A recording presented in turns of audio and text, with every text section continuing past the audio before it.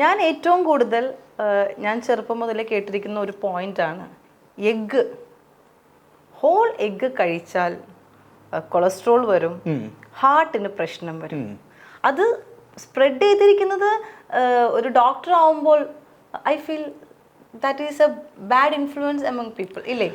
But I would say that മുട്ടകളെ കുറിച്ച് കൃത്യമായ അറിവ് ഡോക്ടേഴ്സിനും അക്കാലത്ത് ഉണ്ടായിരുന്നില്ല. അതാണ് അതിനൊരു കാരണമെന്ന് എനിക്ക് തോന്നുന്നത്.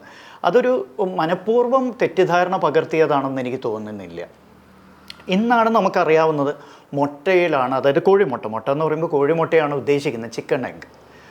അതിലാണ് ഏറ്റവും കൃത്യമായ അളവിൽ, ഏറ്റവും കൃത്യമായ പ്രൊപ്പോർഷനിൽ, അനുപാതത്തിൽ പ്രോട്ടീൻ അടങ്ങിയിട്ടുള്ളത്. എന്ന് വെച്ചാൽ അമിനോ ആസിഡ്സിൻ്റെ ആ കോമ്പോസിഷൻ മുട്ടയിലുള്ളതിൻ്റെ അത്രയും പെർഫെക്റ്റ് ആയിട്ട് വേറൊരു ഭക്ഷണ പദാർത്ഥത്തിൽ ഉണ്ടാവില്ല.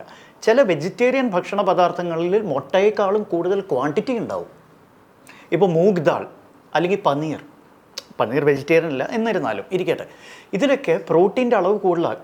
എന്ന് പറഞ്ഞാൽ ഇപ്പോൾ മൂഗ് ദാളില്ലേ, എന്തായാലും പറയും ചെറുപയർ അല്ലേ, ചെറുപയറിൽ മുട്ടയേക്കാൾ 100 ഗ്രാം വെച്ച് നോക്കുമ്പോൾ മുട്ടയിൽ ഏതാണ്ട് 6 മുതൽ 7 ഗ്രാമേ ഉണ്ടാവുള്ളൂ.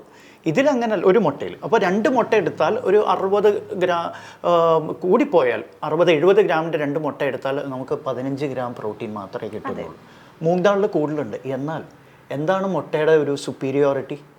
അതിലെ പ്രൊപ്പോർഷൻ, അതുപോലെ എസെൻഷ്യൽ അമിനോ ആസിഡ്സിൻ്റെ സാന്നിധ്യം, അത് മുട്ടയിലേ ഉള്ളൂ.